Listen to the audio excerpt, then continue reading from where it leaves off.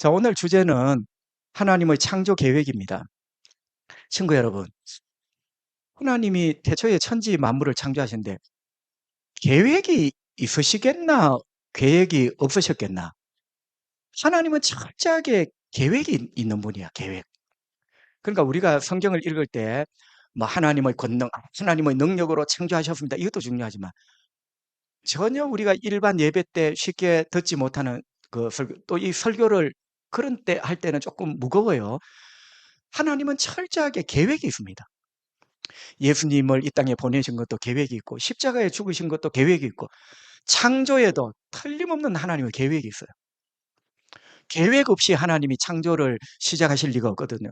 그래서 뭐 조금 유식한 말로 하면 크리에이션 프로젝트, 하나님의 창조 계획이다, 프로젝트다. 자, 먼저 한번 봅시다.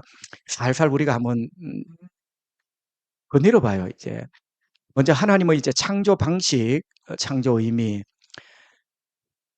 자, 어떤 신학자가 이렇게 이야기를 합니다.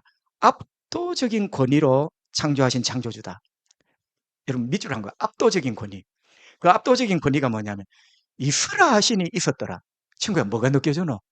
우리는 이런 말을 하는데 이스라 신이 있었더라. 하나님 말씀대로. 이 말씀대로는 가장 이제 표준이야. 말씀대로지. 그런데 자세히 들여다봐. 이스라 신이 빛이 있었더라. 다른 것도 모든 게 마찬가지야. 단 인간만 빼고 하나님 다 이렇게 하셨어요. 근데 이게 바로 압도적인 권위야. 남이 거역할 수 없는, 모든 것도 거역할 수 없는 이스라 신이 있었더라. 이게 이제 압도적인 하나님의 권위 혹은 압도적인 하나님의 권능, 권위, 권능. 그러니까 여기에는 거역할 수가 없고 상가할 수가 없는 거야. 이스라니까 있어진 거야. 이거를 오늘 설교도 그런 설교를 했지만 우리가 뭐 과학적으로 이렇게 접근하면 성경은 과학을 증명하는 책이 아니고 하나님이 어떤 분인가? 압도적인 권위와 압도적인 권능을 가지신 분. 그러니까 그 표현이 이스라 신이 있었더라. 이건 랍비의 해석이에요. 그러니까 랍비들은 이스라 신이 있었더라. 이게 뭘까? 이건 과학은 아니거든요. 그래서 이게 압도적인 권위와 권능을 표현한 거다. 그래서 어느 정도 압도적이냐면 자, 우리 태초에 자, 친구들 한번 물어보죠. 태초에 천지 만물을 창조되기 전에 어떤 모양이었죠? 예, 혼돈하고 공허하고. 여기 창세기 1장 2절이에요. 혼돈과 공허. 요게 이제 창조가 되기 전에 원시 지구예요. 원시 지구의 그 표현 혼돈과 공허. 자, 혼돈과 공허를 만드는 가장 결정적인 게 뭘까요? 물입니다. 물. 물. 그래서 하나님께서 보세요. 1장 2절에 보면 그 한번 적어보세요. 창세기 1장 땅이 혼돈하고 공허하며 흑암이 깊음 위였고 하나님의 영은 수면 위로, 이 수면은 물 표면을 말하거든요. 그러니까 여러분 이렇게 생각하면 원시의 지구는 전체가 뭐로 덮여 있어요? 물, 거대한 물로. 친구야, 이게 되게 무섭대. 우리가 영화도 보면 막 물이 출렁거리는 장면이 얼마나 위압감을 줘. 그러니까 처음에 지구가 물로 덮여 있는 거예요. 물로 덮여 있으면서 혼돈과 공허 이렇게 되어 있습니다. 그러니까 이 물은 그냥 물이 아니라 하나의 세력이에요. 자, 성경을 한번 봐봐. 이게 그냥 H2O 워터 물이 아니고 지구 전체를 혼돈하고 공허하게 만드는 세력이야. 물이라는 큰 세력. 친구야, 성경은 이렇게 접근을 하는 거야. 물이라는 인간이 어떻게 할 수 없는 피조물이 어떻게 생길 수 없는 큰 세력이 물이라는 세력이 지구를 완전히 장악하고 있는 거야. 그런데 6절을 한번 봐. 6절에 보면 하나님이 이르시되 물 가운데 궁창이 있어 물과 물로 나뉘라. 이제 물을 서로 나누면서 있으라 하시고. 그러니까 물이라는 세력이 전체를 덮고 있는데 하나님이 있으라 하니까 빛도 있고 또 이제 물도 나누어지고 궁창도 생기고 이렇게 됩니다. 자, 이게 뭐죠? 이제 물이 물러간 거예요. 있으라라는 말씀 한마디에 온 지구를, 원시 지구를 사로잡고 있던 물이라는 혼돈과 공허를 만든 세력이 물러간 거예요. 그러니까 압도적인 권위라는 말이 바로 이런 거예요. 이스라 지신이 있었더라. 그리고 혼돈의 물, 그 혼돈의 물 자체를 하나님이 제압하시고 그 지구에 여러 가지 피조물을 이렇게 만드신. 그래서 일단은 창세기 1장이 말하는 것은 하나님의 압도적인 권위, 이 압도적인 권위를 가진 창조주 하나님을 이야기를 합니다. 그런데 성경은 이렇게 말하죠. 이 하나님이 유일하신 창조주다. 친구야, 당시 수메르, 또 바벨론, 아시리아, 애굽 이런 데도 다 창조 이야기가 있어요. 그런데 여기에 보면 이제 창조 신화라고 하잖아요. 어떤 사람은 이 창세기 이야기도 창조 신화에서 따왔다. 친구 이걸 생각해 봐. 자, 하나님이 말씀을 주시는데 그 당시 사람들이 전부 다 신화 세계 속에 있어요. 신화 세계 속에 있는 사람을 가지고 전혀 딴 이야기, AI 이야기를 할 수 없잖아. 친구 이게 중요한 거예요. 창세기의 이 이야기가 바벨론 신화, 아시리아 신화하고 비슷해. 비슷한데 요점이 뭐냐면 그 바벨론이나 아시리아의 뭐 마루뚝이나 이런 신이 아니고 이 세상을 만드신 분은 하나님이라는 신이 만드셨습니다. 압도적인 권위를 가지고 만드셨다고. 그러니까 우리가 이제 오해를 하면 어떤 똑똑한 분들이 성경은 이게 하나님 말씀이 아니고 가짜라고. 이 바벨론 신화에 사실은 바벨론 신화가 성경보다 더 앞서요. 근데 친구야 봐봐. 우리 모두가 우리가 지금 어떤 이야기를 한다고 해서 어떤 분들이 전부 다 책에 우리가 했던 말보다 먼저 다 기록을 했어. 어? 그럼 어떻게? 그럼 우리는 전혀 새로운 말을 해야 되나? 전혀 새로운 말을 할 것 같으면 우리가 이 세상에 할 말이 없어요. 그래서 그런 쪽으로 접근을 하면 창세기가 허구가 되고 바벨론이나 아시리아 신화를 뺏긴 책이 돼요. 그게 아니고 이렇게 말하는 거예요. 거기에서 만든 어떤 신화 속의 신이 만든 게 아니고 하나님이라는 신이 세상을 창조하셨습니다. 그리고 신화와 성경의 결정적인 다른 점은 신화에는 창조에 여러 신이 동반이 돼요. 남신, 여신, 최고의 신, 또 뭐 별을 만드는 신, 물을 만드는 신 골고루 다 동반이 됩니다. 그러나 성경의 유일한 특징이 뭐냐? 오직 한 분 창조주. 그래서 친구야, 신명기에 보면 따라합시다. 나는 유일한 여호와니. 자, 유일한이 뭘까? 친구야, 이게 굉장히 중요한 거거든. 그 유일한 여호와라는 말은 오직 하나, 오직 하나인 창조주. 오직 하나인 역사의 주관자. 그러니까 신화 세계의 신들은 다양해. 뭐 그리스 신화만 봐. 얼마나 다양한 신들이 다양한 영역에서 일을 하잖아. 그런데 오직 유일하신다는 말은 이 하나님 한 분만으로 창조와 세계의 통치와 모든 것들이, 그래서 성경의 가장 큰 특징은 압도적인 권위와 능력을 가진 창조주, 그리고 그분은 유일하시다는 거. 여기에는 다른 신들이 끼어들 수 없어. 끼어들지 못하도록 만든 게 십계명, 1계명부터 3계명이에요. 그러니까 1계명부터 3계명은 유일하신 여호와에 대한 반역이야. 응? 그래서 이처럼 하나님은 창세기를 통해 이렇게 말씀을 하고 있습니다. 그 다음 이래 보시면 이 세상은 이제 피조 세상이죠. 친구야 이렇게 한번 봐. 하나님이 만든 이 피조 세상은 우리 한번 따라할 거야. 하나님의 왕국, 하나님의 가정. 자, 이게 하나님의 목적이에요. 이 피조 세상은 피조물로 보면 안 되고 하나님의 왕국이야. 그러니까 하나님은 이 피조 세상의 왕으로 계시고 싶은 거야. 여러분 이게 하나님의 크리에이션 프로젝트예요. 굉장히 중요해요. 그러니까 창조주가 피조물을 만들었다 이렇게 하면 안 되고, 그러니까 이 하나님의 프로젝트가 뭐냐? 피조 세상은 전체가 하나님의 왕국이고 창조주 하나님이 왕으로 계시고 싶은 거야. 그리고 또 어떤 학자는 왕국 대신 가정이라는 말을 넣어요. 이것도 비슷해. 하나님은 아버지이시고 싶은 거예요. 아버지가 되셔서 이 세상에 임재 계시고 싶은 거예요. 자 봐. 왕국은 하나님이 왕으로 통치하시는 거고 가정은 하나님이 아버지가 되셔서 그 가족들과 함께 있는 거야. 그러니까 왕국이라 했을 때는 통치가 주 개념이고 가정이라 했을 때는 임재가 주 개념이야. 친구야, 왕국은 임재하면 안 되고 가정에 임재하시는 거야. 가정. 왕국은 통치가 주 개념이고, 물론 왕국에 임재가 없는 게 아니에요. 자, 그래서 요 까만 동그라미 2번이 하나님의 창조 프로젝트의 핵심인데, 하나님이 피조 세상을 만드신 이유가 뭐냐? 뽐내시기 위해서가 아니라 압도적인 권위와 권능으로 만드셨는데, 하나님은 이 피조 세계를 당신의 뭐로? 왕국으로 삼고 싶으셨던. 그러니까 피조 세계의 왕으로 하나님이 좌정하고 싶으신 거예요. 그리고 이 피조 세계는 하나님의 가정이야.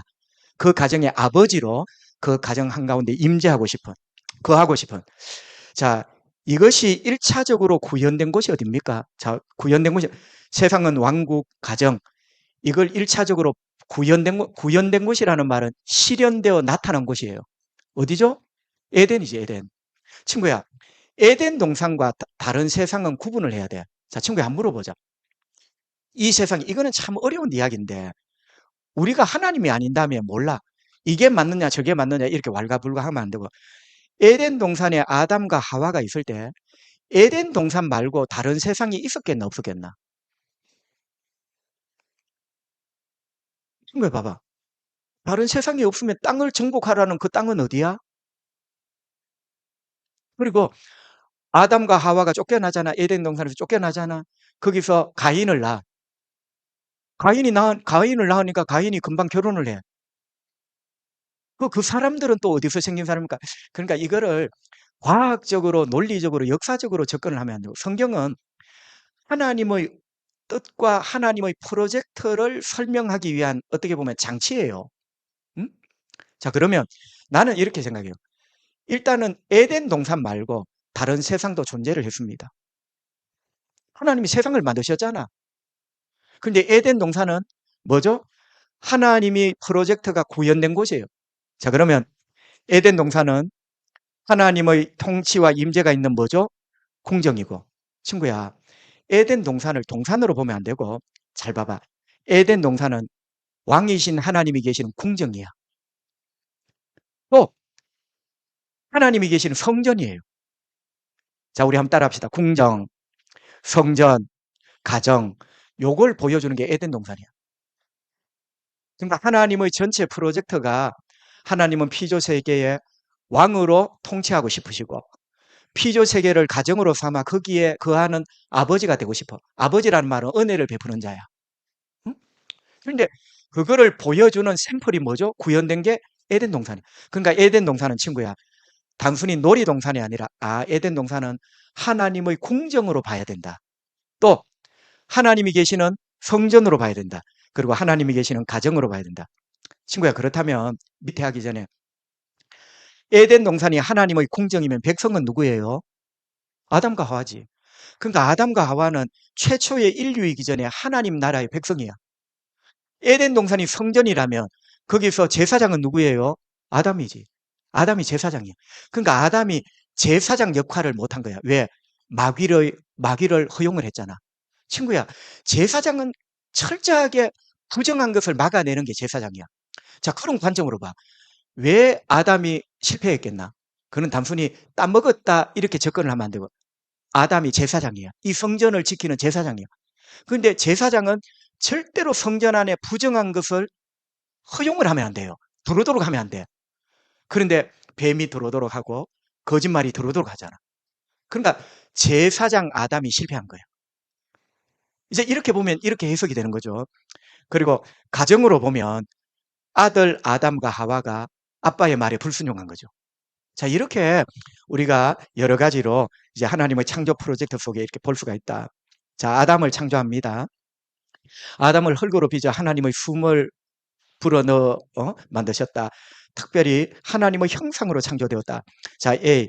하나님을 창조주로, 왕으로, 아버지로 섬길 수 있는 존재. 친구야, 그게 밑줄 중요한. 하나님의 형상으로 만들었다는 의미. 하나님을 창조주로, 왕으로, 아버지로 여길 수 있는 존재로. 그게 하나님의 형상이야. 그러니까 하나님의 형상으로 만들어진 인간만이 하나님을 왕으로, 아버지로 이렇게 섬길 수 있는 거예요. 그게 하나님의 형상대로 나는 가장 중요한 뜻이다. 그리하여 합당한 예배, 경외, 신뢰와 사랑으로 살아갈 수 있는 존재로 아담을 만드셨다. 이렇게 되어 있습니다. 그래서 아담은 합당한 예배를 드리고 하나님을 경외하고 아버지로서 신뢰와 사랑으로 살아갈 수 있는 이러한 존재로 아담과 하와를 하나님의 형상으로 이렇게 만드셨다. 이렇게 되어 있습니다. 자, 그러면 B, 왕이신 하나님의 통치권을 위임받아서 하나님의 대리 통치자로, 친구 여러분 밑줄 한번 보세요. 대리 통치자. 자, 하나님이 왕이잖아. 친구 잘 들어봐. 하나님이 온 세상의 왕이잖아요. 그런데 하나님을 닮게 만들었어. 이게 이제 우리 개혁 신학자들이 주장하는 제일 큰 건데, 하나님을 닮았다는 게 1번이 뭐냐? 통치입니다, 통치. 그래서 이 하나님을 닮았다는 말은 얼굴이 닮았다는 이런 말보다 제가 이제 밑줄 거라는 말을 하나님의 대리 통치자로, 하나님 대신 이 세상을 통치하는 자로, 그게 하나님의 형상이야. 왜? 하나님이 왕이시니까. 그럼 대리 통치자로 이렇게 세우신 거예요. 자, 보세요. 자, 그러면 지금 하나님 나라가 만들어진 곳이 어딥니까? 에덴이잖아. 자, 에덴을 하나님 나라로 만들 구현되어 있어요. 그럼 뭐냐? 대리 통치자가 뭐냐?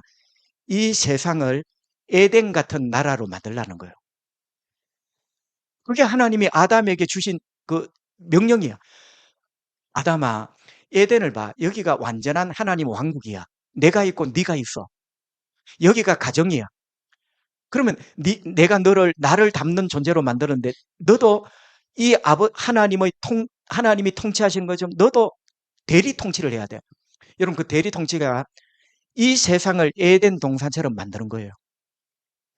그래서 친구야, 여러분, 이거는 이제 중요한데, 나는 믿어요.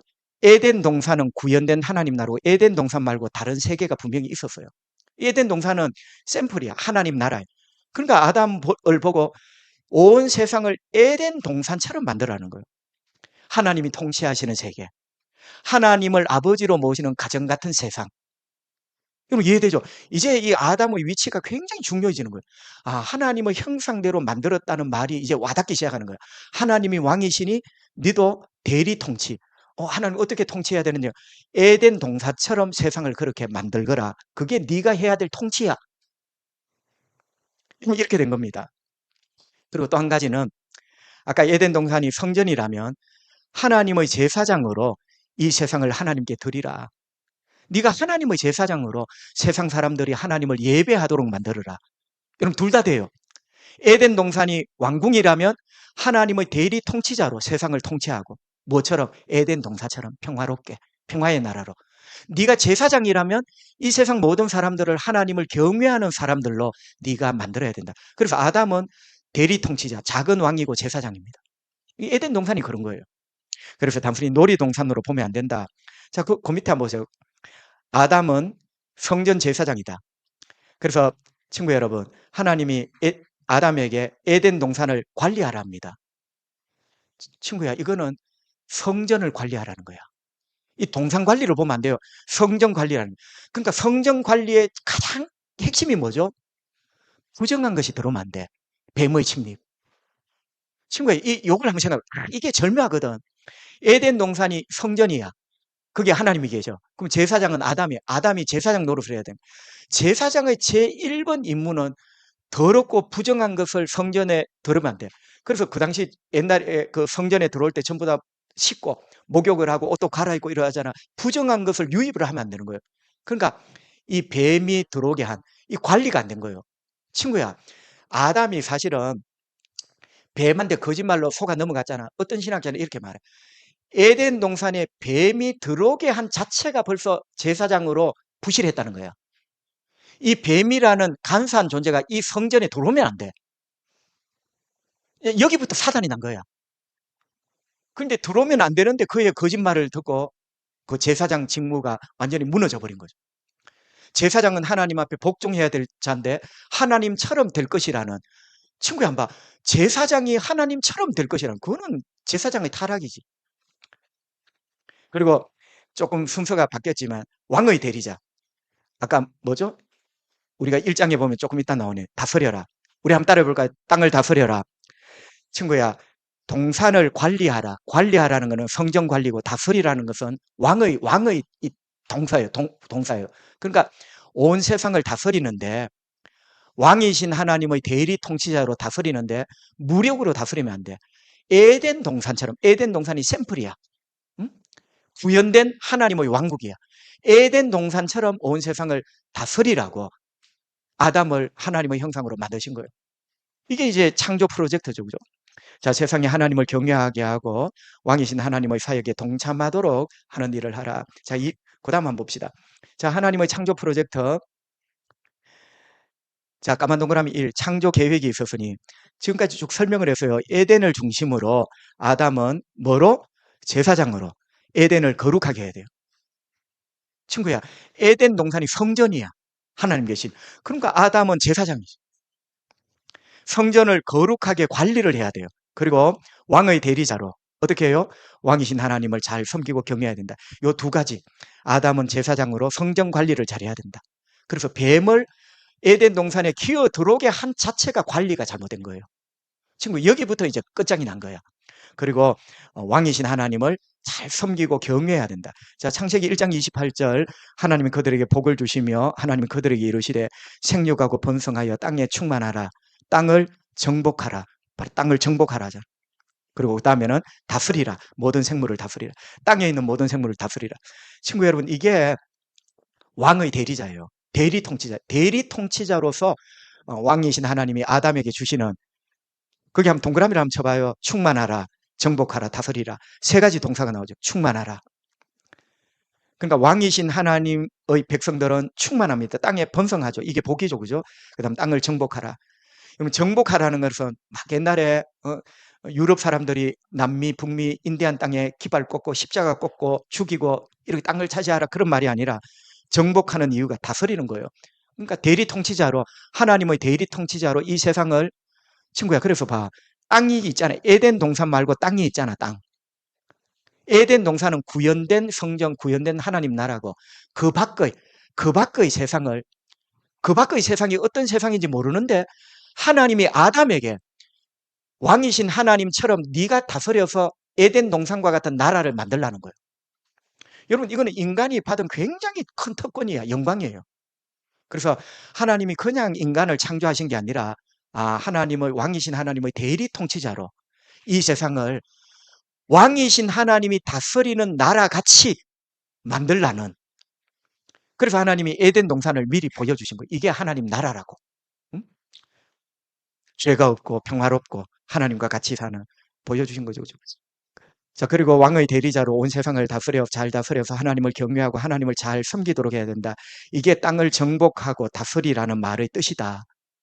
십자가 걷고 남의 땅 뺏어라는 말이 아니라, 친구 여러분, 늘 기억해야 되죠. 대리 통치. 하나님의 대리 통치자. 내 대신 네가 왕이라. 왜? 나 여호와가 다스리는 왕이잖아. 내 형상대로 너를 만들었어. 그런데 그 대리 통치의 샘플이 뭐라고요? 제가 계속 이야기해요. 샘플이 뭐라고요? 에덴 동산. 에덴 동산처럼, 타락하기 전 에덴 동산처럼 세상을 그렇게 만들어야 된다. 친구야, 우리도 지금 이 사명을 그대로 이어받고 있어요. 우리도 왕의 백성이잖아. 우리가 지금 대리 통치자예요. 나중에 배우겠지만 우리가 해야 될 일이, 우리의 국가사회, 인류사회, 교회 공동체를 에덴 동산처럼 왕이신 하나님이 다스리는 나라처럼 우리가 통치를 해야, 그런 나라를 만들어가는 게 우리의 임무예요. 굉장히 중요한 거예요. 자, 이렇게 하나님의 창조 프로젝트를 우리가 대체로 이렇게 썸머리 해봤고요. 자, 여기에는 하나님의 세 가지 의지가 있습니다. 첫째는 하나님의 나라, 하나님의 가정으로 가겠다는 완성의지. 이 완성의지가 뭐냐면 하나님은 반드시 완성하시겠다는 거예요. 친구야, 자, 성경이 처음에 하나님의 왕국, 하나님의 성전, 하나님의 가정을 보여주잖아. 에덴 동산. 그런데 하락으로 무너지잖아. 끝까지 가. 그러니까 이 성경은 뭐냐면 하나님의 완성 의지를 보여주는 책입니다. 반드시 나의 나라, 나의 성전, 나의 가정을 완성하겠다. 그게 천국이에요. 반드시 완성하겠다는 하나님의 의지. 두 번째 의지는요, 하나님의 형상으로 지어진 백성을 사용하겠다. 그건 뭐냐면 인간을 사용하겠다는 거예요. 하나님이 전능하셔서 그냥 확 완성하는 게 아니라 반드시 아담을 사용하시잖아. 친구야, 이게 이제 나는 궁금한 거야. 하나님이 전능하셔서 왕이신데 왜 아담을 대리 통치자로 쓰시는 거야? 그게 하나님의 의지야. 하나님이 우리에게 주신 축복이야. 하나님이 충분히 다 그렇게 하실 수 있는데 아담이라는 대리 통치자를 쓰시는 거야. 앞으로 계속 하나님은 인간을 쓰십니다. 인간을 쓰셔서 이 하나님의 나라와 하나님의 성경과 하나님의 가정을 완성을 하세요. 쓰시겠다는 의지. 그 다음 세 번째는 반드시 하나님과의 관계, 하나님과의 질서를 확립하고야 말겠다. 자, 아담의 죄로 말미암아 하나님과의 관계가 무너졌죠. 반드시 이 관계를 회복시키겠다는 거예요. 그 회복시키겠다는 절정이 십자가잖아. 십자가의 피로 말미암아 하나님과 우리 사이가 화목이 된 거야. 친구야, 화목이 뭐냐? 관계의 회복이야. 그러니까 이 성경 전체는 하나님의 세 가지 의지가 분명히 있는데 완성하겠다는 의지. 두 번째는 뭐죠? 사람을 쓰시겠다는 의지. 세 번째는 뭐죠? 부서졌던 관계를 반드시 확립하겠다는 의지. 이 세 가지 의지가 담긴 책이 성경이에요. 그럼 한번 봅시다. 그런데 아람의 불순종과 타락으로 창조 프로젝트가 깨졌죠. 자, 친구야, 한번. 하나님 나라로 만들겠다. 아담의 타락으로 깨지고 말았어요. 또 하나님의 가정으로 만들겠다. 깨졌어요. 하나님과의 관계를 아름답게 확립하겠다. 깨졌습니다. 깨져버렸어요. 그래서 타락과 불순종은 앞에 세 가지 하나님의 의지에 치명타를 갑니다. 자, 아담은 제사장으로 실패합니다. 뱀을 먼저 허용한 것. 이거는 랍비 이야기예요. 저도 깜짝 놀랐어요. 여러분, 랍비가 탈무드에서 아담의 제일 큰 잘못이 뭔지 압니까? 물었어요. 여러분, 랍비와 그 유대인들의 특징은 질문하고 답은 어떤 답을 해도 선생님이 칭찬을 합니다. 뭐 아무 말 대잔치야. 그러니까 끊임없이 질문하도록 만들어. 자, 친구야, 내가 여러분한테 랍비로 치면 아담이 제사장으로, 자, 에덴 동산이 성전이라 했어요. 하나님이 계시고. 내가 좀 딱 기막힌 이야기를 해주지만 나중에 모세 시대에 성막이 있잖아. 그 성막이 에덴 동산의 모형이야. 친구야, 그거는 내가 그때 다시 이야기를 해줘. 그러니까 아담이 제사장인데 제사장 아담이 제일 잘못한 게 뭘까? 내가 아까 미리 답을 말했어. 우리는 성경 그대로 읽어요. 우리는 뱀의 거짓말에 넘어간 것. 그런데 유대인들은 어떻게 생각하느냐? 뱀을 에덴 동산에 성전에 들인 것 자체가 잘못이에요. 거짓말하고 속이는 자를 성전에 들인 것 자체가 잘못이야. 여러분 친구야 한번 이게 굉장히 중요한 거야. 너무너무 중요한 거야. 그런 의미에서 아담이 제사장으로 실패한 거예요. 또 대리 통치자로 실패한 거죠. 그리고 하나님과의 관계가 추락을 합니다. 그죠? 그 관계의 추락을 우리가 타락이라 합니다. 워드플레이. 뭐 말장난 같지만 관계의 추락이 타락이야. 거꾸로 타락이 뭐냐? 하나님과의 관계의 추락. 관계의 추락이 바로 타락입니다. 자, 그러면서 하나님은 심판하십니다. 그런데 친구 여러분, 하나님이 이렇게 아담의 실패에 대해서 책임을 물으시잖아요. 죽음이 찾아오고 또 이 다음에도 계속 그러는데 그런데 중요한 거 밑줄 한 거 보세요. 창조 프로젝트는 중단하거나 포기되지 않는다. 그게 성경이라죠. 분명히 하나님이 에덴 동산에 아담을 쫓아내고 아담을 쫓아내면 하나님은 그러면 이 창조 프로젝트를 하나님은 실패가 없거든. 만약에 아담을 쫓아내는 걸로 성경이 끝이라면 하나님의 창조 프로젝트가 실패한 거예요. 친구야, 하나님의 창조 프로젝트는 하나님이 이 세상을 왕으로 다스리고 하나님의 가정을 만드는 건데 죄만 들어와서 그 길로 하나님이 뭐 책장을 덮어버려. 끝이잖아. 하나님의 창조 프로젝트가 실패한 거야. 그래서 하나님은 절대로 이 창조 프로젝트를 중단하거나 포기하지 않으세요. 그러니까 인간이 죄 때문에 이렇게 하나님 마음을 아프게 하지만 포기하지 않으신다. 그게 바로 오래 참으심이에요. 하나님은 오래 참으심으로 인간의 불순종과 타락이 계속되지만 하나님은 이 창조 프로젝트를 반드시 완성. 그게 뭐냐? 이 세상을 하나님이 다스리는 나라로, 이 세상을 하나님이 계시는 성전으로, 이 세상을 하나님을 아버지로 모시는 가정으로. 이게 요한계시록에 그대로 이루어져요. 친구야, 요한계시록 마지막에 이 세 가지 하나님의 의지가 프로젝트가 그대로 완성이 돼. 그럼 그 사이에 뭐가 있느냐? 인간의 타락과 하나님에 대한 대적 이런 것들이 있어요. 그러니까 하나님이 오래 참으시는 거야. 친구야, 하나님의 오래 참으심의 위대함이 이거야. 하나님이 오래 참으심으로 이 창조 프로젝트를 완성을 해 나가신 거야. 자, 큰 3번. 타락 후에도 이어지는 하나님의 창조 프로젝트. 자, 분명히 아담의 타락 이후에 하나님의 창조 프로젝트가 중단되는 것 같았어요. 깨진 거야. 아담을 에덴 동산에서 추방하고. 친구야, 봐봐. 하나님은 계시는데 백성이 없어. 여기 중요한 거야. 에덴 동산이 하나님 나라라면 왕이신 하나님은 계시는데 백성이 없어. 하나님 슬프신 거야. 온 세상 모든 민족이 하나님의 백성이 되는 프로젝트가 심각하게. 자, 성전이야. 하나님은 계시는데 성전에 제사장이 없어. 예배하는 자가 없어. 하나님은 아버지야. 아버지는 있는데 자식은 집 밖으로 내쫓겨서. 자, 친구 얘기를 한번 봐. 이게 이제 에덴 동산 신라권 추방당하는 사건이잖아. 이게 이제 창조 프로젝트의 위대한 큰 어떤 충격을, 타격을 입은 거예요. 그런데 하나님은 오래 참으십니다. 오래 참으시면서 반드시 이것을 완성하겠다고 하나님은 나가십니다. 그 첫 번째 사람이 노아입니다. 친구야, 아담과 노아 사이에 뭐 가인도 있고 뭐 머두셀라도 있고 많지만 가장 결정적인 사람이 노아입니다. 자, 한번 보세요. 이제 시작해 봅시다. 사람의 죄악이 세상에 가득함과 모든 계획이 항상 악함을 보셨다. 창세기 9장 5절에 노아가 나오는데요. 얼마나 인간이 타락했든지 죄가 세상에 가득해. 인간의 모든 계획이 항상 악해. 친구야, 모든 계획 항상 악함. 이 창세기 9장 5절은요, 부사로 가득합니다. 가득. 모든 계획 항상 악함. 그러니까 인간이 얼마나 타락했는지. 친구야, 한번 하나님의 창조 계획과 너무나 거리가 멀어져 버렸어.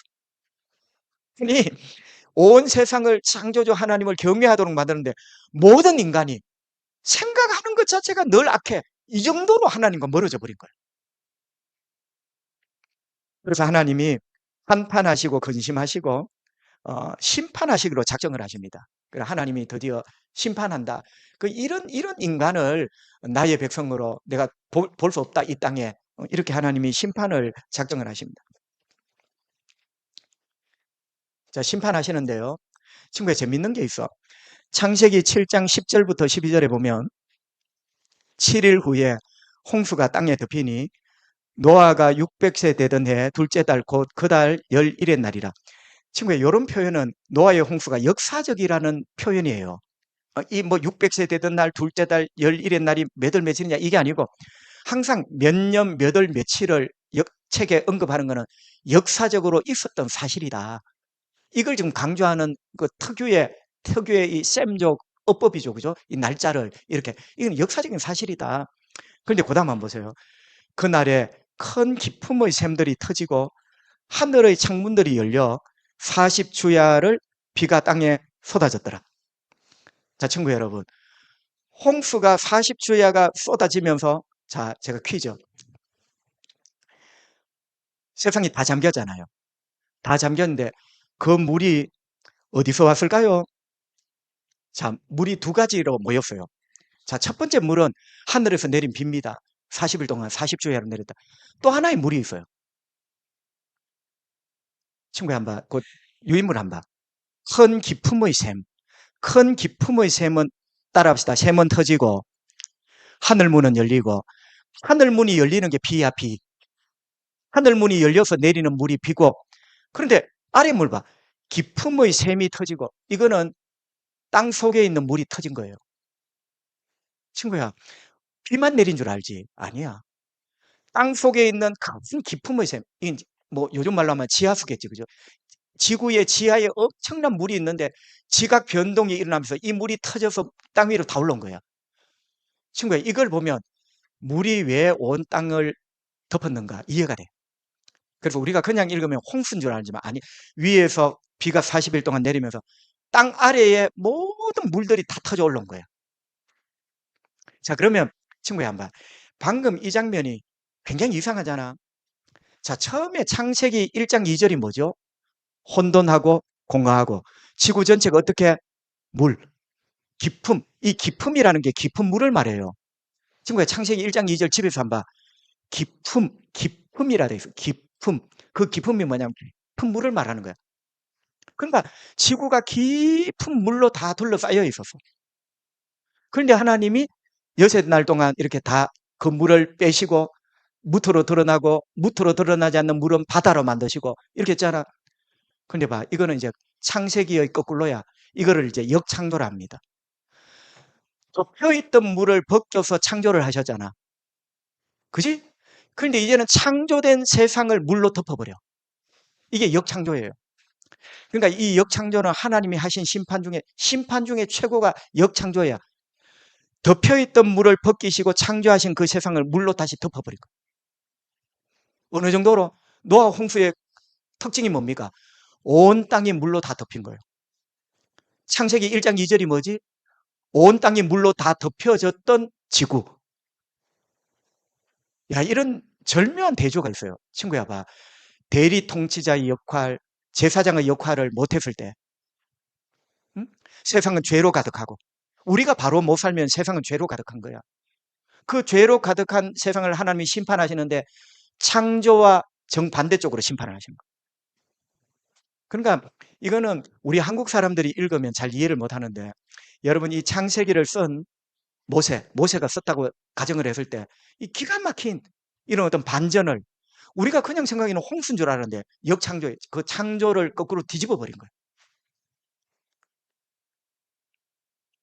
자, 그리고 나서 B 한번 보세요. 창세기 9장 11절에 보면 이제 다 거쳐지면서 내가 다시는 홍수로 세상을 심판하지 아니하리라. 그 인간이 다 뭐 땅에 있는 모든 짐승들이 다 죽으니까 하나님이 다시는 홍수로 세상을 심판하지 않는다. 친구야, 이거를 중요한데 이걸 잘못 읽으면 하나님이 세상을 심판하지 않는다 하지 않았나? 친구야, 그게 아니고 홍수로 세상을 심판하지 않는다 했지 세상을 심판하지 않는다는 말이 아니에요. 이거 잘 읽어야 돼요. 내가 다시는 again 두 번 다시 홍수라는 도구로 세상을 심판하지 않겠다. 친구야, 이 말은 거꾸로 하면 반드시 최후 심판이 있겠다는 거예요. 친구야, 이 말을 한번 생각을 해봐. 홍수로 다시는 심판하지 않을 것이다. 아, 다시는 심판이 없구나. 이런 말을 하는 게 아니고 홍수로는 다시는 심판하지 않을 거지만 반드시 최후 심판이 있다는 역설적인 표현이에요. 그러니까 하나님께서 하나님 나라를 세우시고 성전을 만드시는데 반드시 하나님 나라의 백성이 아닌 자, 이 성전에 들어오지 않는 자를 하나님 마지막에 심판하시는 거예요. 자, 그러면 친구야, 한번 물어보자. 아담은 실패했잖아. 아담은 대리 통치자 실패했고 뭐를 또 실패했죠? 제사장. 그 에덴 동산이 하나님의 왕국이면 대리 통치자 실패했고 성전이면 제사장 노릇 실패했어요. 뱀을 들어오게 한 자체가 실패한 거야. 자, 그러면 아까 뭐라고 배웠어요? 하나님은 절대로 이 창조 프로젝트를 포기하지 않으신다. 반드시 이루신다. 그게 요한계시록에 이루어져요. 이루시는데 하나님의 두 번째 의지가 뭐죠? 누구를 쓴다고요? 사람을 반드시 쓰겠다. 자, 그런데 사람을 쓰는데 아담은 실패했어. 자, 그러면 새로운 아담이 필요한 거예요. 새 아담이. 새 아담이 누구죠? 노아입니다. 노아. 친구야, 노아의 위치 포지션이 뭐냐면 에덴 동산에서 실패했던 하나님이 대리 통치자 제사장으로 쓰겠던 그 새 아담이 실패했잖아. 새 아담으로 하나님이 노아를 선택을 한 거예요. 그러니까 이게 무슨 말이냐면 노아를 통하여 하나님의 창조 프로젝트를 완성하고 싶은 거예요.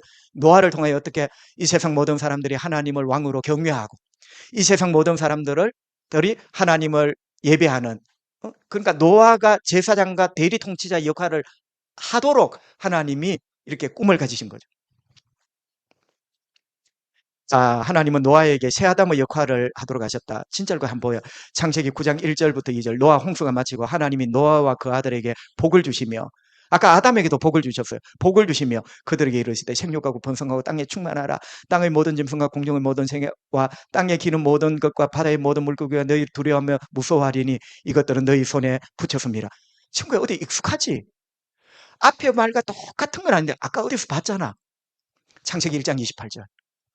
아담에게 주셨던 그 말을 그대로 노아와 그 아들들에게 이 말을 하는 거예요. 그건 뭐냐? 따라합시다. 노아야, 네가 대리통치자다. 네가 제사장이다. 그러니까 노아에게 이 역할을 주신 거예요.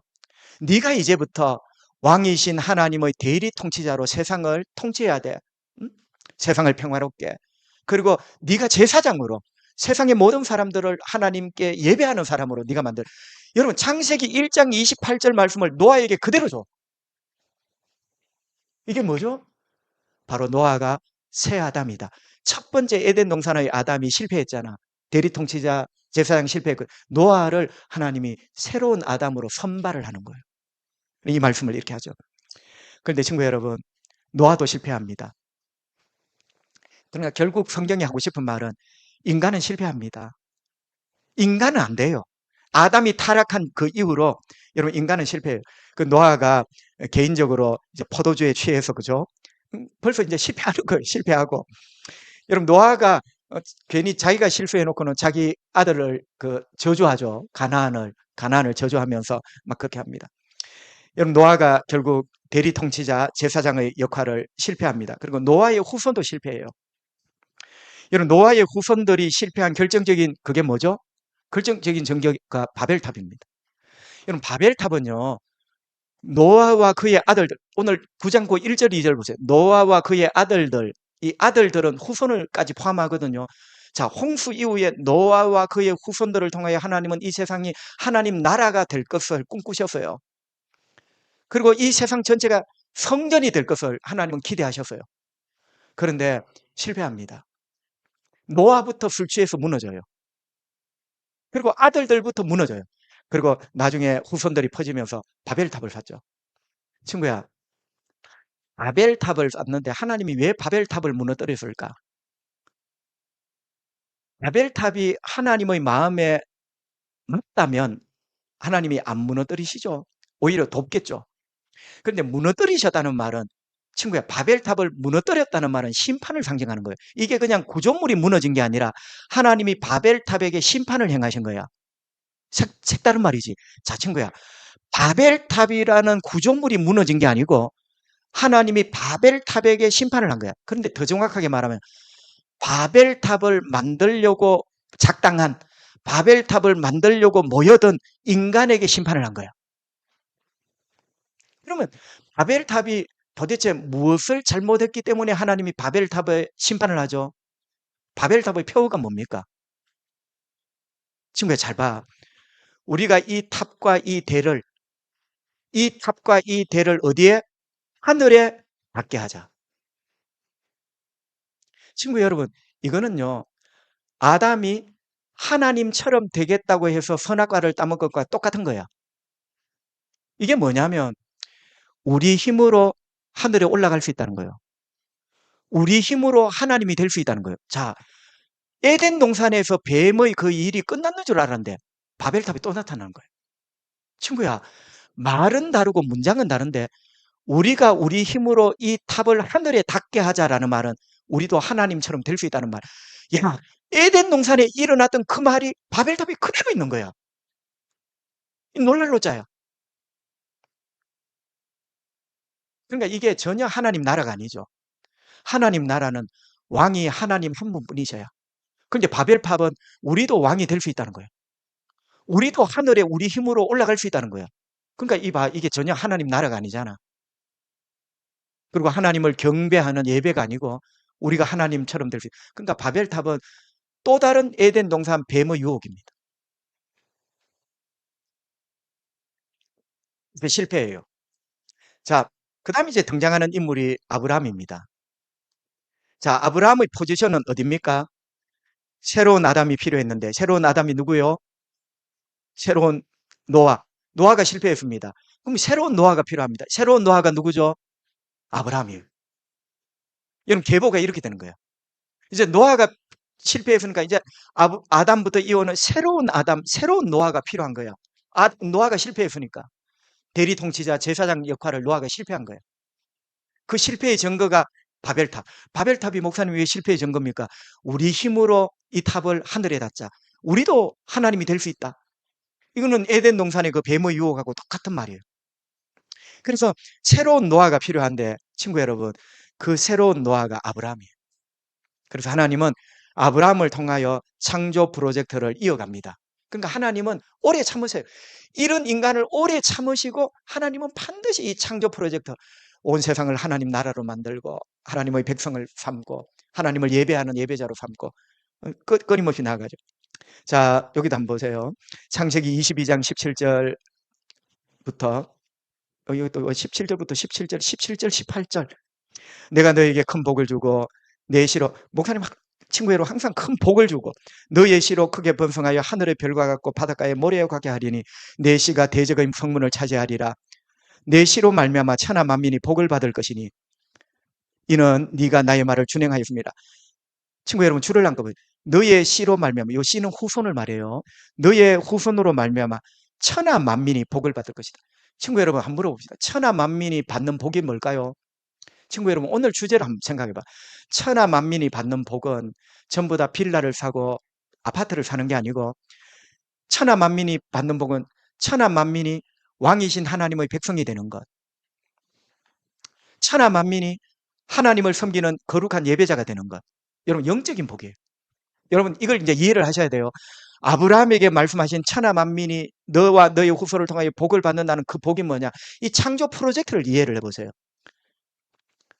에덴 동산은 왕궁이고 성전이다. 그러니까 천하 만민이 왕이신 하나님을 경배하는 주의 백성이 되는 것.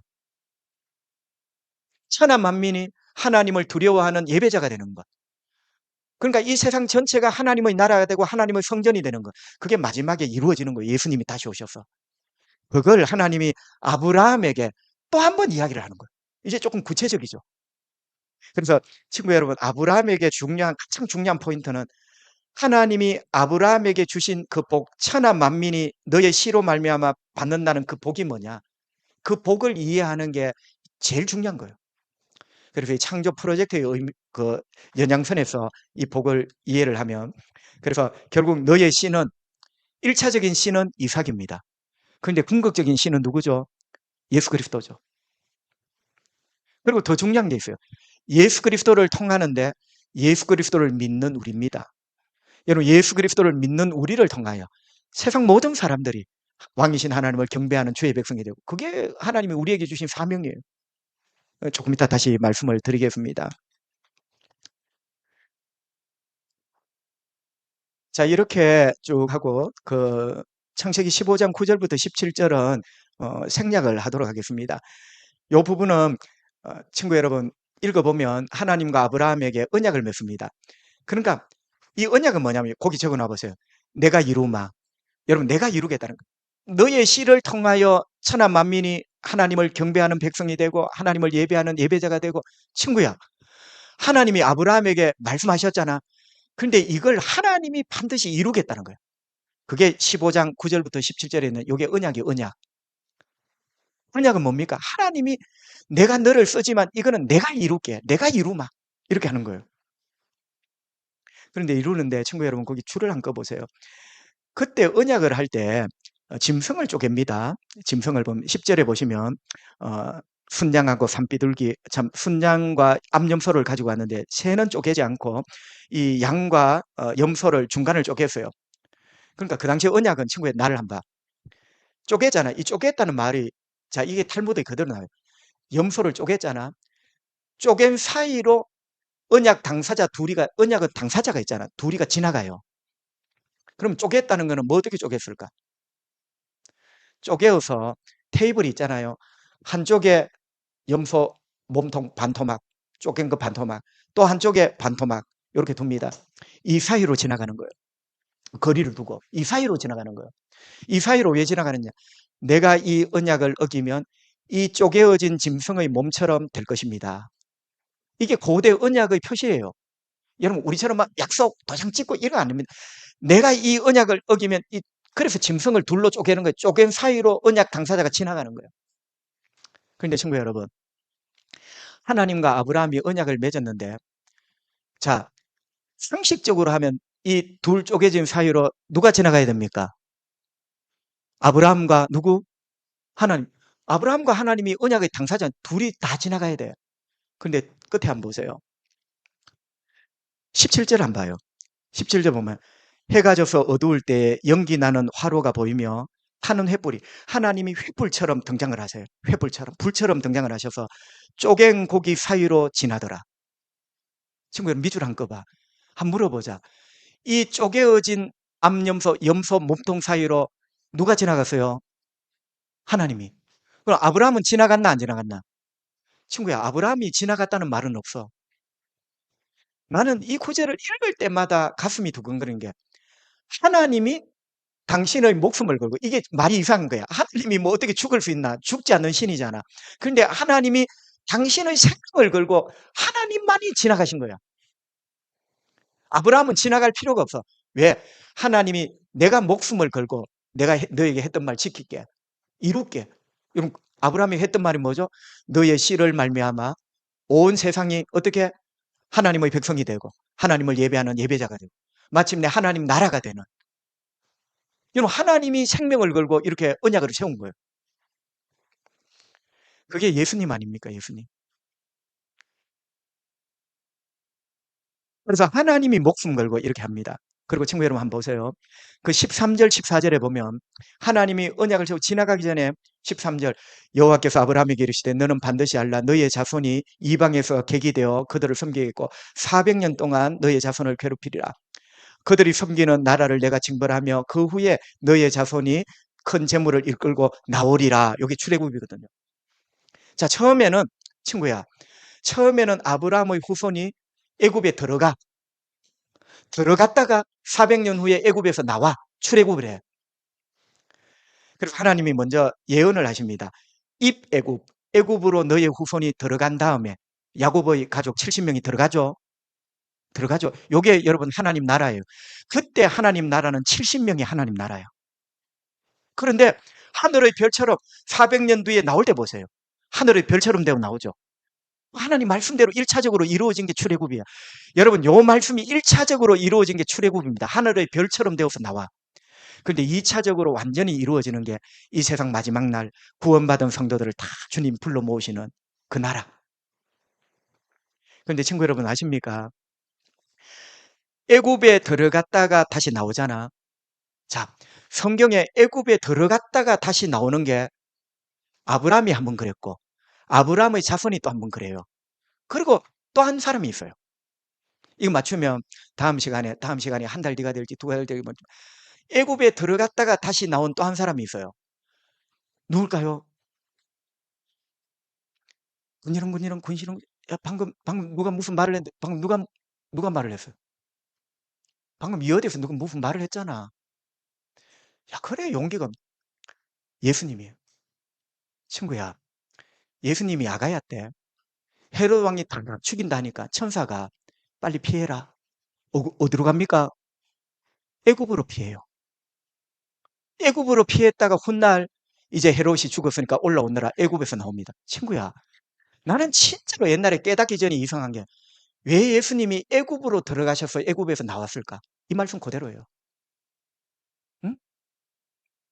이 말씀 그대로예요. 그래서 주님이 애굽에 들어가 있는 수많은 죄인들을 건져서 출애굽 애굽에서 나오는 거예요. 그걸 예수님이 아가야 때 미리 마태복음 1장 2장에서 보여주신 거예요. 놀라운 사건이죠. 그래서 결국 우리의 마지막이 우리도 지금 애굽에서 살죠. 죄 가운데 살죠. 예수님의 십자가의 보혈로 구원을 받는 출애굽한 우리까지 이어지는 거죠. 그래서 애굽에 들어갔다 나온 사람 네 사람입니다. 아브라함도 애굽 땅에 들어가려고 하다가 나중에는 사실은 그 뭐 애굽의 파라오한테 한 소리 듣습니다. 애굽에 들어갔다가 사라 때문에 그다음 또 뭐죠? 아브라함의 자손, 야곱의 후손들. 또 누구죠? 예수님. 이 세 공통점이 입애굽, 출애굽. 여러분 하나님의 백성을 그렇게 모으시는 거예요. 하나님이 죄에서 우리를 불러내셔서. 자, 이런 아브라함의 이야기는 하나님의 의지를 꺾을 수 없다는 걸 보여줍니다. 자, 이렇게 하나님의 백성이 만들어졌어요. 아브라함의 백성이 만들어졌습니다. 이제 마지막으로 해야 될 게 이스라엘인데요. 여러분 이스라엘은 아브라함의 가족입니다. 그러니까 봐, 이스라엘 백성은 누구냐면 하나님의 가족이야. 하나님이 그토록 만들고 싶어하던 하나님의 왕국의 작은 모습이야. 친구 여러분 이렇게 봐야 돼요. 그러니까 이스라엘은 아버지이신 하나님을 모시는 하나님의 가족. 하나님이 이제 요만큼 만드신 거예요. 요만큼 보여주신 거예요. 응? 그리고 왕이신 하나님을 섬기는 하나님의 백성, 이스라엘이라는 백성들 요만큼 하나님 보여주신 거예요. 친구 여러분 동시에 하나님은 이스라엘에게 창조 프로젝트를 이어가기를 기대하셨다. 그러니까 이스라엘의 역할은 뭡니까? 볼펜으로 밑줄 그어보세요. 이스라엘은 누구 역할? 아담의 역할을 해나가는. 자, 그러면 지금부터 아담 실패했어요. 또 새 아담 누구죠? 노아가 실패했어요. 새 노아 누구죠? 아브라함도 아직 희미해. 아브라함을 통하여 또 누구? 이스라엘 백성. 여러분 그러니까 결국 이스라엘 백성의 역할은 뭐냐면 아담의 역할을 네가 해라. 친구야 생각나나? 왕 같은 제사장. 너는 왕 같은 제사장인 친구야. 이 왕 같은 제사장은 따라합시다. 너는 왕이고 너는 제사장이다. 출애굽 19장이 나오거든. 야, 하나님이 말씀을 하시는 거예요. 야, 이스라엘 백성에게 너는 왕 같은 제사장. 너는 왕이고 제사장이라는 뜻이에요. 친구야, 많은 말 중에 왜 그 말씀을 하나님이 하셨겠나? 하나님의 창조 프로젝트를 이스라엘 백성들에게 소원을 하는 거야. 네가 아담이 실패한 그 창조 프로젝트를 이어가면 좋겠다. 그래서 너는 왕이다. 왕이라는 말을 쓴 거예요. 네가 바로 대리 통치자다. 이 세상을 통치하여 이 세상 모든 사람들이 너희들을 보고 왕이신 하나님을 경배하는 하나님의 백성을 만들어라. 너는 제사장이다. 아담이 잃어버렸잖아. 제사장 역할. 너희들이 제사장 나라예요. 그럼 제사장은 뭐죠? 하나님을 모르는 사람을 하나님을 예배하는 사람으로. 여러분 이게 이스라엘이에요. 그러니까 봐라. 맞아들이죠. 대리 통치자 제사장 아담이 실패했는데 그 말을 하나님이 이스라엘 백성에게 그대로 하는 거야. 그러니까 친구야, 이 성경이 단순한 지식과 정보의 어떤 나열이 아니고 이런 분명한 어떤 목적을 가지고 지금 가고 있는 거예요. 그럼 어떻게 그럴 수가 있어? 아담에게 그 했던 그 프로젝트의 사명이 이스라엘 백성에게 너는 왕 같은 백성 제사장이다. 왕이고 제사장이다. 이렇게 이야기를 한 거예요. 그리고 또 한 가지 하죠. 나는 너의 아버지, 너희는 내 자녀. 보세요. 왕국, 성전, 가정. 이게 이스라엘 백성, 출애굽한 이스라엘 백성이 모델로 딱 이렇게 이루어진 거예요. 근데 친구야, 이게 맞는 게 봐봐. 아담이 실패한 게 이제 요만큼 이루어지잖아. 자, 성막에 하나님이 계시잖아. 하나님이 계신 곳이 어디였어요? 에덴 동산. 그러니까 성막은 바로 에덴 동산이에요. 내가 여기에 있겠다 했잖아. 친구야, 성경에 거기에 머물고 계셨던 유일한 최초의 공간이 에덴 동산이에요. 그럼 성막은 뭐냐? 하나님이 성막을 지어놓고 이 말을 합니다. 따라합시다. 내가 여기에 머물겠다. 너를 만나겠다 하는 거예요. 친구야, 성막을 지어놓고 할 말이 많은데 왜 그 말을 하셨겠나? 여기가 에덴 동산이라는 거예요. 그러니까 이스라엘 백성들을 통하여 내가 에덴을 하나님 나라와 성전을 구현을 하는 거예요. 자, 그러면 제사법은 뭡니까? 제사법은 하나님과의 관계를 유지하는 거예요. 하나님과의 관계. 죄 지은 자는 이렇게 하면 하나님 앞에 나올 수 있습니다. 하나님은 어떻게 하든지 그 관계를 떨어뜨리지 않으려고. 응? 여러분, 이 관계 때문에 제사법이 있는 거예요. 친구 여러분, 제사법을 읽으면서 이거 너무 복잡한데 아니에요. 그렇게 하면 안 되고 하나님은 우리가 하나님과의 관계에서 멀어지지 않도록 죄를 지었을 때 실수했을 때 어떻게 하면 다시 하나님께 나갈 수 있는가? 그게 제사법이야. 그리고 중요한 것 율법. 친구야, 율법은 바로 선악과예요. 하나님 율법을 주셨잖아. 율법을 왜 주셨을까? 친구야, 가만히 생각해봐. 에덴 동산에는 선악과를 따먹지 마라 했잖아. 율법이 바로 선악과입니다. 하라, 하지 마라. 친구야, 봐. 하라는 말씀은 안 하면 안 돼. 하지 마라는 말씀은 하면 또 안 돼. 그러니까 이 수많은 율법을 주신 거야. 그러니까 여러분, 이 이스라엘 백성 이 모든 것 있잖아. 성막은 에덴 동산이고 제사법은 하나님의 백성이 실수했을 때 나갈 수 있는 관계를 맺을 수 있는 율법은 하라 하지 마라 선악과 따먹지 마. 친구야, 가만히 보니까 이스라엘 백성들이 성막을 중심으로 모여있는 이 자체가 뭐죠? 에덴 동산의 구현이에요. 이게 에덴 동산이야. 친구 여러분, 이거 진짜 이상하게 생각하면 안 돼. 하나님이 광야에 에덴 동산을 만드신 거예요. 그러니까 그 옛날 잃어버렸던 아담이 그 프로젝트를 사명을 실패했던 그것을 아브라함의 자손 이스라엘을 통하여 이렇게 작지만 실현을 한 거야. 여러분, 이렇게 보는 것이 정확하죠. 할례를 받고 음식을 가려 먹고 안식일을 지키는 것, 이것은 바로 하나님의 백성의 정체성을 의미하는 겁니다. 하나님의 백성이 달라야 되는 게 뭐냐? 할례, 음식, 안식일 이런 것들. 이게 바로 하나님을 왕으로 모시는 하나님의 백성의 차이점이다. 여러분, 이렇게 보면 이게 바로 에덴 동산이고. 그래서 저는 이 글을 쓰신 신학자, 제가 진짜 너무나 충격을 받은 게 성막이 에덴 동산이고, 응? 성막이 에덴 동산이고, 그리고 이 율법이라는 선악과. 응?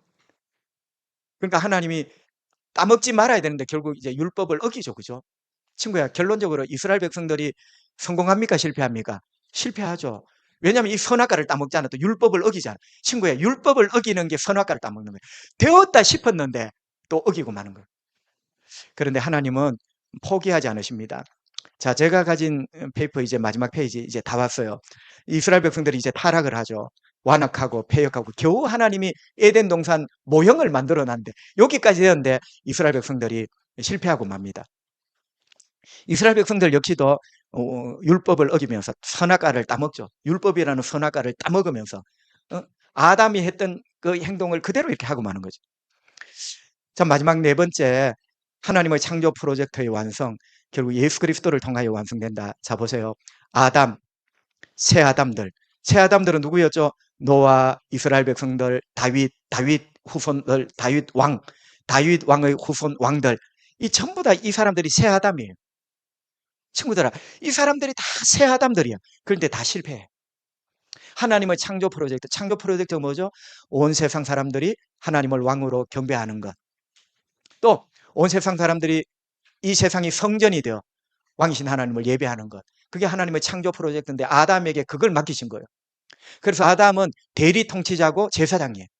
에덴 동산은 하나님의 왕국의 성전이에요. 그런데 실패한 거예요. 그런데 노아도 실패하고 아브라함의 후손 이스라엘도 실패하고 다윗 왕도 실패하고 다윗 왕의 후손 왕들도 실패합니다. 여러분, 실패하는 이유가 인간의 연약함과 악의 세력의 강력함. 인간이 연약한 것도 있지만 여러분, 마귀가 얼마나 강력합니까? 그래서 실패하는 거예요. 자, 마침내 하나님이 메시아를 약속합니다.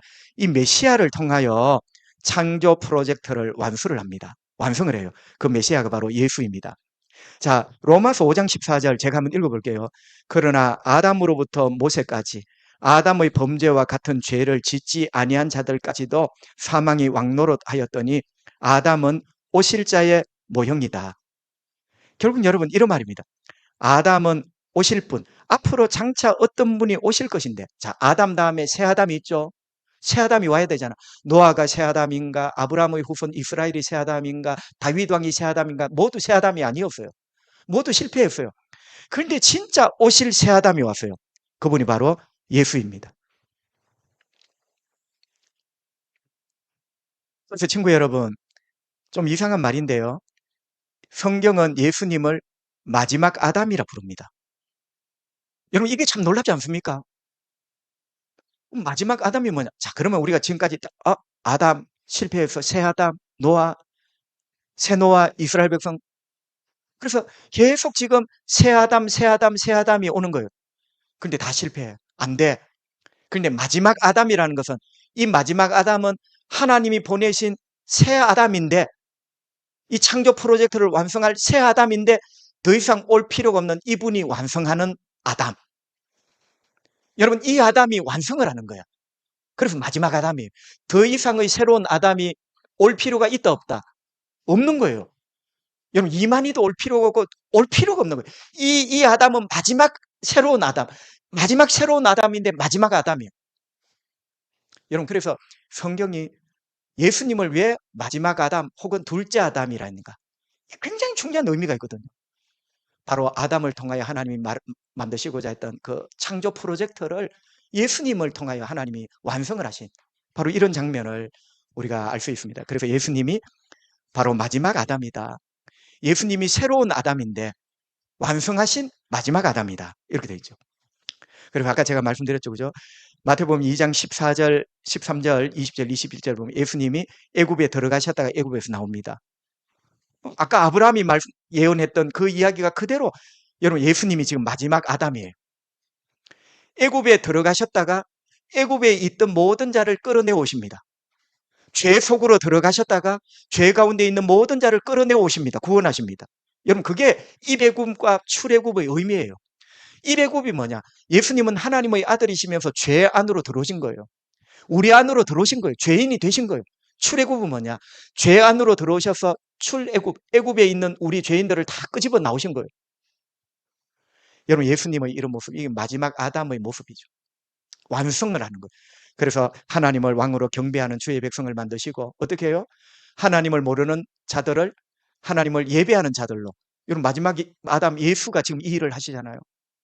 왕이신 하나님을 경배하게 만들고 하나님께 예배하는 자로 만드는 것. 마지막 아담 예수가 이 일을 지금 하시는 거예요. 그리고 언젠가 이 일이 완성이 되죠. 자, 골로새서 3장 12절 새 사람을 입었으니 이는 자기를 창조하신 이의 형상을 따라 지식에까지 새롭게 하심을 입은 자니라. 이렇게 창조의 어떤 창조 프로젝트가 새롭게 완수되는. 자, 이제 결론을 한번 봅시다. 십자가의 죽음으로 죄인의 죄를 해결하셨다. 마지막 아담 예수님이 부활로 사망을 이기시고 죽음에 잡힌 자에게 생명을 주셨다. 하나님 자녀 삼으셨다. 하나님 자녀 삼으셨다는 말은 하나님 가정을 회복하신 거예요. 여러분, 우리를 하나님의 자녀 삼으셨잖아요. 하나님의 가정이 지금 회복되는 거예요. 우리가 주의 백성 되었죠. 하나님 나라가 회복되고, 우리가 예배자로 모여들잖아요. 성전이 회복되고,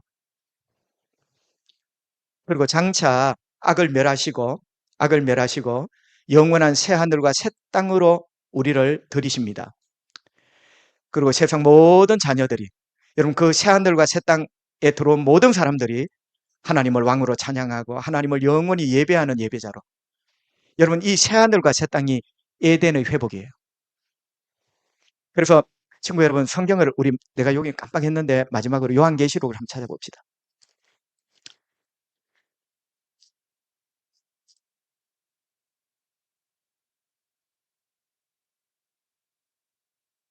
요한계시록 22장 한번 봐요.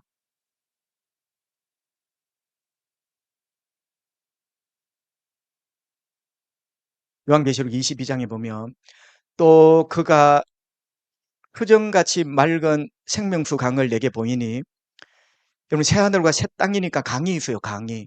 응? 하늘에는 강이 없지만 새하늘과 새 땅이잖아. 하나님이 하늘도 땅도 새롭게 하시는 거예요. 우리 몸도 부활의 몸으로 새롭게 부활시키시고.